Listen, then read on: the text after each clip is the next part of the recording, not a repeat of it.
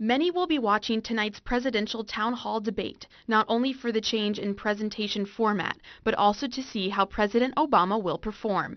Jamie Dupree, the radio news director of Cox Media in Washington, D.C.'s bureau, says the debate in Denver has completely changed this presidential election. I mean, look at the polling that's happened in the state of Florida in the last 13 days since the Denver debate. The averages now have Mitt Romney leading, whereas before he was behind by 2-3 points on the average. So it has changed the race in Florida. It's changed in North Carolina. It's gotten Romney much closer in Virginia, in New Hampshire, and a couple of other swing states. And that makes this one, you hate to use a trite saying that, boy, the stakes are high, but the stakes are high. With the last debate greatly influencing the polls, Dupree says tonight will be critical for voters, and he expects tonight to be equally critical to the election as the debate before. While they can be sort of goofy and sometimes seem somewhat staged, I do think they're very, very important for the voters to be able to size people up.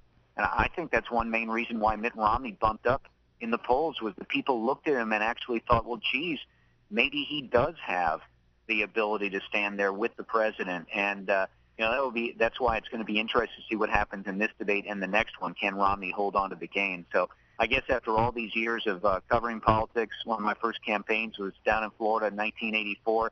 You think you've seen it all, and then you see what happened in Denver 2 weeks ago.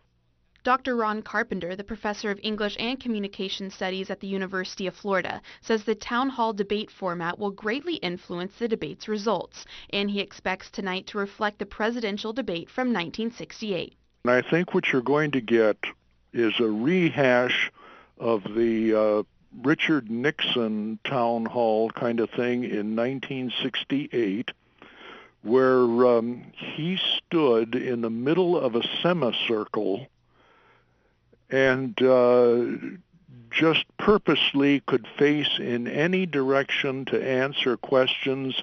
He was not behind a lectern as if to show, look how in complete control I am of the situation. I don't need to be seated behind a desk. I don't have to have a lectern in front of me with notes on it, or I can take notes. I am in complete control. And I think that is going to give both candidates a chance to posture and pose a lot rather than address central issues. The audience will also influence the way the candidates answer questions, as Dr. Carpenter says, but he expects answers to still remain vague and largely unanswered. It's a little different when you're dealing with a tough moderator who spells out what the issue is and asks very specific questions. In a debate, somebody from the audience asks a question. All you have to do is say, well, I think that's a good question, and yes, it deserves some very serious thought, but, and then they go off on their own tangent.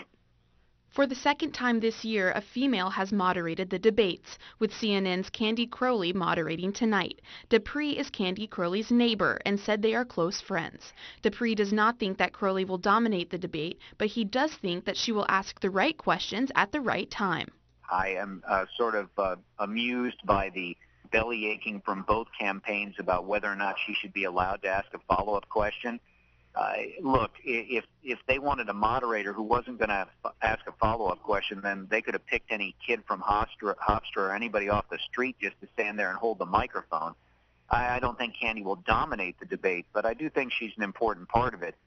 Dr. Carpenter said even though the polls may not currently be in Obama's favor, the president is still able to approach these debates in a different way than Governor Romney, and he will be able to generate more positive media attention.